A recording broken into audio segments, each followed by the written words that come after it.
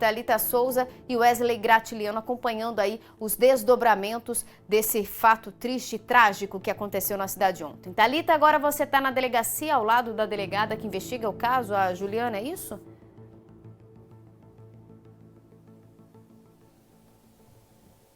Exatamente, Juliana. Boa tarde para você mais uma vez e a todos que nos acompanham. Falamos ao vivo, então, aqui ao lado da doutora Juliana Rich, responsável, então, por esse caso de ontem que aconteceu aqui em Piracicaba. Doutora, bem-vinda ao Tá No Ar Campinas. Muitíssimo obrigada pela participação. Conta um pouquinho para a gente o que a polícia sabe até o momento sobre o autor, então, do crime. Boa tarde a todos. Esse autor do crime é um homem de 52 anos de idade. Ele, até onde a gente sabe, ele morava sozinho, não tem familiares próximos, tanto que nenhum familiar procurou aqui pela delegacia, nós não fomos procurados por nenhum familiar do autor.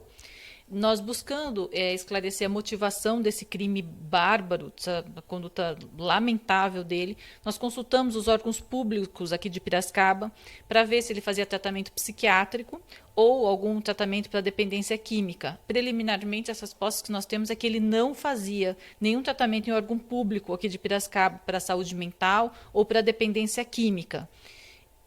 E nós ainda não temos esclarecido o que levou ele a praticar essa conduta tão lastimável. Doutora, ele disse alguma coisa, ele dizia alguma coisa em depoimento, tanto durante a audiência, ontem, no momento da prisão, ele dizia algo para vocês? Como é que foi essa situação? Não, ele foi preso pela polícia militar no local do crime, foi colocado no compartimento de preso da viatura. O tempo todo ele estava calmo, ele não se bateu no compartimento da viatura, pelo menos eu não visualizei isso, eu estava no local e não visualizei isso.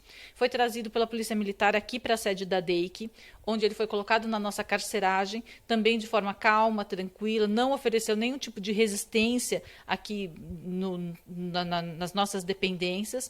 E no momento do interrogatório, ele não quis se manifestar. Ele fez uso do direito dele ao silêncio. Hoje, inclusive, no caso, durante a audiência, foi isso, doutora? Durante a audiência de custódia, eu não tenho essa informação. Eu sei que foi convertida a prisão em flagrante em prisão preventiva. Ele vai responder ao processo preso agora. E para onde ele foi encaminhado, doutora? Normalmente é para um centro de detenção, onde os presos aguardam para julgamento. Quais são os próximos passos da investigação, então, a partir de agora?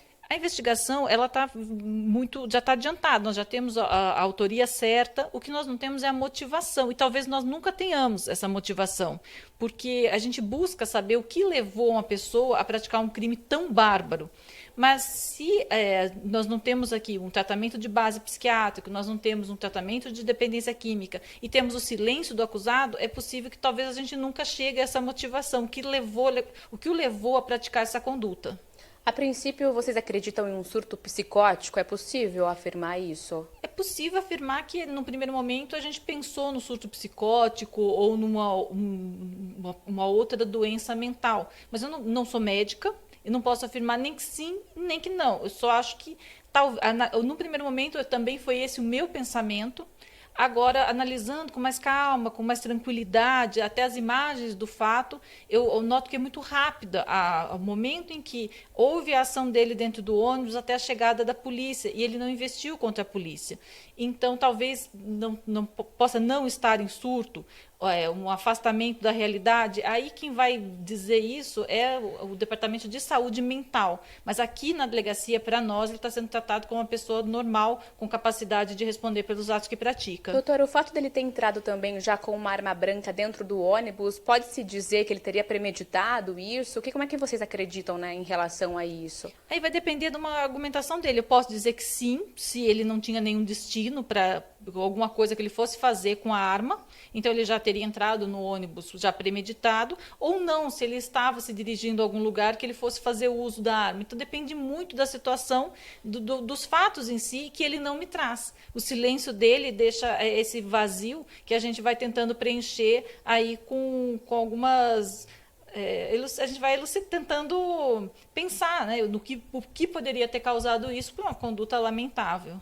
Doutora, então nesse crime tivemos 3 vítimas, né, fatais, outras 3 acabaram sendo socorridas. A senhora tem a atualização do estado de saúde dessas vítimas, essas 3 que permaneciam até ontem internadas? Então, uma delas já foi liberada ontem mesmo do pronto-socorro, já prestou depoimento para a gente. De saúde física, ela está bem, muito traumatizada. E temos duas vítimas internadas, uma estável e uma em estado bastante grave. A informação que nós tínhamos é que são mãe e filhas que acabaram aí sendo vítimas também? Sim. Teve uma mãe e uma filha foram vítimas, sim, da conduta desse criminoso. Claro. Doutora, nós temos uma pergunta do estúdio, pois não, Juliana, te ouço sim. Thalita, primeiramente eu gostaria que você estendesse aí os nossos parabéns à doutora Juliana, uma delegada de grande expressão na cidade de Piracicaba, muito competente, principalmente em casos que exigem, né, tamanha competência. E essa pergunta, né, da mãe e filha, a gente gostaria de esclarecer um pouco melhor essa situação. Essa mãe e filha seria aí a mãe de uma das vítimas fatais? Ela teria tentado defender a mãe? A gente já tem essa informação? Claro. Doutora, a respeito justamente dessas duas vítimas, né, a mãe e a filha, o que se sabe? Quem é a filha a que faleceu, foi isso? Eu prefiro que eles não fiquem ouvindo isso, né, na televisão, acho que é desrespeitoso com as famílias. Então, eu só posso dizer que ambas foram vítimas desse criminoso. Doutora, então a gente tem atualização, as duas, só para a gente atualizar, então, duas permanecem internadas em estado grave, né? Uma estável, uma em estado grave. Thalita, uma outra perguntinha. Então, tem mais ou menos uma previsão de quanto tempo esse acusado pode pegar de prisão? Há ainda uma estimativa que vocês acreditam nisso? Então, depende muito da situação em concreto. Se ele vai ser considerado capaz, vai responder o crime perante o tribunal do júri, é uma pena. Se ele for considerado incapaz, é uma medida de segurança que vai ser aplicada. Então, vai depender muito agora do prosseguimento do processo, que nós estamos ainda muito no início. Claro. Temos uma outra pergunta, doutora. Por favor, Juliana, te ouço. É claro que, como a doutora disse, aí vai depender muito do que vai acontecer nos próximos dias, até a respeito da saúde, né, mental desse rapaz, mas quais os crimes que ele deve responder? Triplo homicídio qualificado, as outras vítimas, quais são esses crimes? E se ele for realmente, né, condenado, quantos anos aí ele poderia pegar de prisão, hein? Claro. Doutora, então a nossa pergunta, pode-se dizer já por quais crimes ele deve responder? Ele vai responder por 3 homicídios qualificados, consumados quando a vítima vem a óbito, e 3 tentativas de homicídio também qualificados quando as vítimas não vêm a óbito. São 3 vítimas fatais e 3 vítimas sobreviventes. São 6 homicídios aí no total. Então, só para a gente reafirmar, se condenado, a previsão a senhora teria mais ou menos de quanto tempo? É muito difícil, porque depende muito do tribunal do júri. Então, eu não posso afirmar, mas a pena vai ser bastante alta, é o que se espera. Anos, né? E anos, em torno de 30, 50 anos. Tá certo. Doutora, muitíssimo obrigada mais uma vez pela sua participação, pela disponibilidade. Eu volto então com você, Juliana. Obrigada, Thalita. Obrigada, doutora Juliana. Como eu disse, uma excelente delegada, competentíssima aí no seu trabalho. Era essa a expectativa, realmente, 3 homicídios qualificados, né, por vários motivos, motivo torpe, sem dar chance de defesa à vítima. São várias qualificadoras aí que com certeza vão ampliar os anos de cadeia que esse homem deve pagar, né, pela pena. E a gente espera que, se for ao tribunal do júri, pelo menos pena máxima, né? Agora, uma observação que a delegada fez, muito detalhista, né? Como sempre, como todos os policiais aí que trabalham com investigação, é que durante um surto, quem surta não define quem é polícia e quem é civil.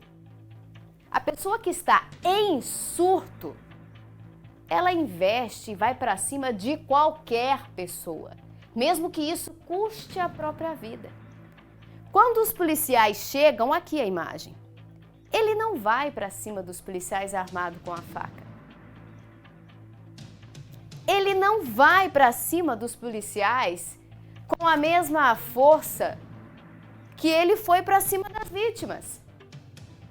Ele não faz isso. Ele fica calmo. Ele é colocado na viatura. Ele não demonstra mais nenhum tipo de reação. Até hoje à tarde, quando saiu da delegacia e foi levado para o CDP de Piracicaba. É algo a se pensar. É algo a analisar. Não tem nada registrado no CAPS, no Centro de Atendimento Psiquiátrico da cidade de Piracicaba. Teria um problema de saúde, um problema de rim, que aparentemente não causaria um surto dessa maneira, se é que a gente pode chamar isso de surto. Eu já tinha dito para vocês no começo do programa, para vocês analisarem a fisionomia desse homem, desde o momento da prisão até o momento que ele é levado para o CDP. A feição dele não muda, é a mesma.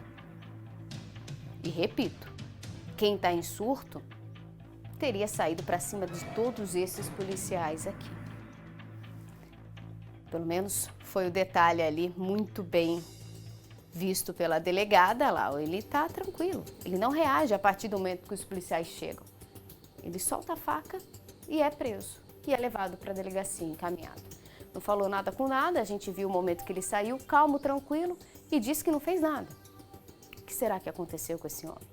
A gente vai continuar acompanhando. Claro que a motivação desse crime não vai interferir na penalidade dele, mas serve aí para, no momento de julgamento, um júri popular, por exemplo, fazer com que ali o júri defina uma pena, quem sabe, maior para esse criminoso, né?